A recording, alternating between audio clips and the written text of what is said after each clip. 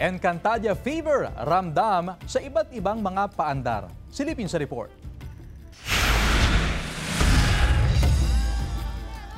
Ang gabi-gabing pagtutok sa mga kapanapanabik na eksena si Encantadia Chronicles Sangre hindi natatapos sa mga napanood sa telebisyon dahil hanggang sa social media puno ng iba't ibang sangre memes.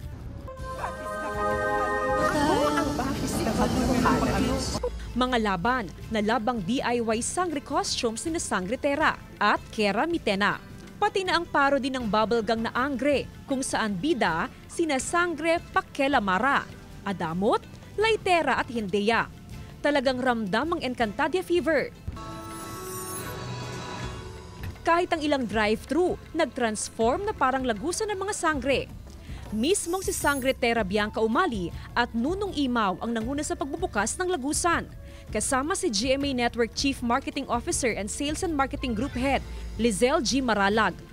Anya, ang collaboration na ito na dati ay typical sa mga international shows lang ay isang opportunity para ibahagi rin ang kultura ng mga Pilipino. Anyway, we're so excited about this. It took months of hard work and effort, blood, sweat, and tears, making sure that each and every detail, even insofar as the photo cards that you will get, really matches the characters that you see right now as far as the Sangres are concerned. Sa Quezon City, nakisaya with the fans si Sangre Terra. Ang sarap sa puso, kuya. Again, kahit naman po kami, sa totoo lang, hindi naman din po namin inasahan na magiging ganito po kalaki ang maaabot ng Encantadia. Si Sangre Flamara, Faith Da Silva at Tukman, played by Kel Gueco, nagpasaya sa mga Encantadics sa isang branch sa Taguig. Bukod sa selfie-worthy na Enca drive-thru na binuksan sa iba't ibang lungsod at probinsya, may drinks pa na kulay brilyante ng mga sangre at collectible na sangre photo cards. Magko-collect ako. Dati ang pinapangarap ko lang ay makabili ng mga meals na to that comes with these toys. Ngayon nandun na po ako sa mga photo cards na ito.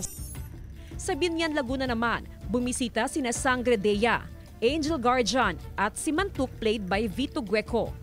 And sobrang nakakakilig na meron kaming sangre meal.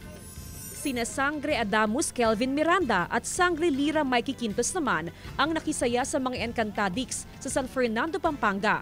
It's a kind of wonderful experience today. So I'm thankful na naimbitahan kami dito para makita na actually yung mga nangyayari at mga dumadaan at grabe yung pagkasaya nila. Encantadia is giving a feeling, parang meron siyang effect sa ating lahat na you're part of something bigger than yourself.